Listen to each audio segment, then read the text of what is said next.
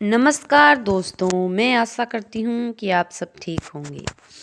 चलिए आपको श्री राम का जन्म बताते हैं।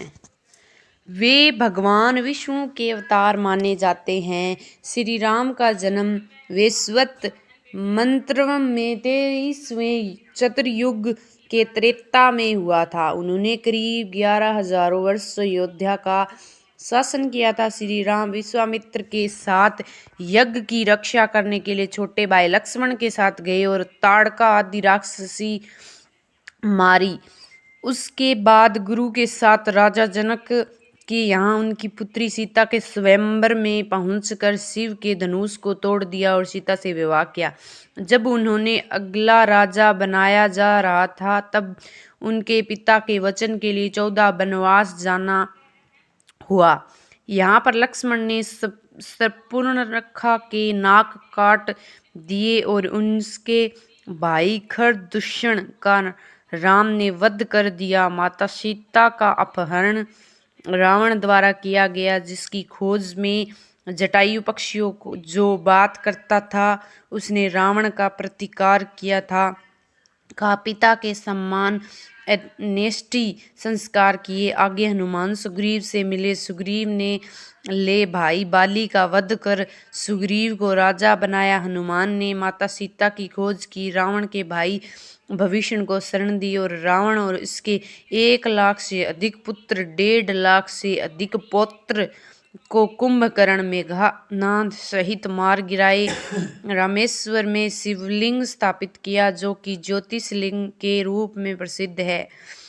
नवरात्रि शक्ति की पूजा की, समुद्र पर पुल बनवाया और रावण को विभीषण के द्वारा बताए रहस्य से जानकर मार गिराया।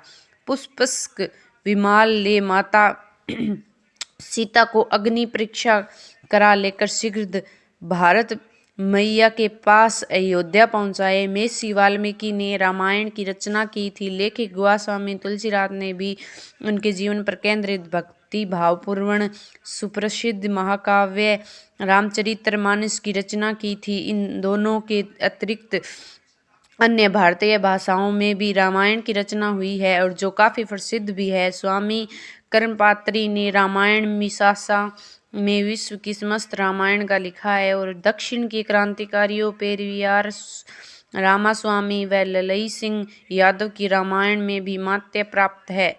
भारत में श्री राम अत्यंत पूजनीय है, आदर्श पुरुष है और विश्व के कई देशों में श्री राम आदर्श के रूप में पूजे जाते हैं, जैसे नेपाल, थाईलैंड, इंडोनेशिया आदि। इन्होंने पुरुषोत्तम शब्द से भी अलंकृत किया जाता है। इनका परिवार आदर्श थाईलैंड परिवार का प्रतिनिधित्व करता है।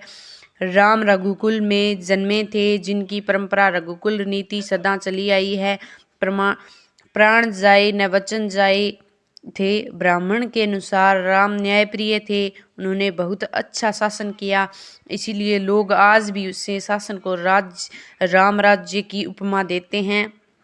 इनके 2 पुत्र कुश और लव इनके राज्य का अयोध्या और कौशलपुर को संभाला।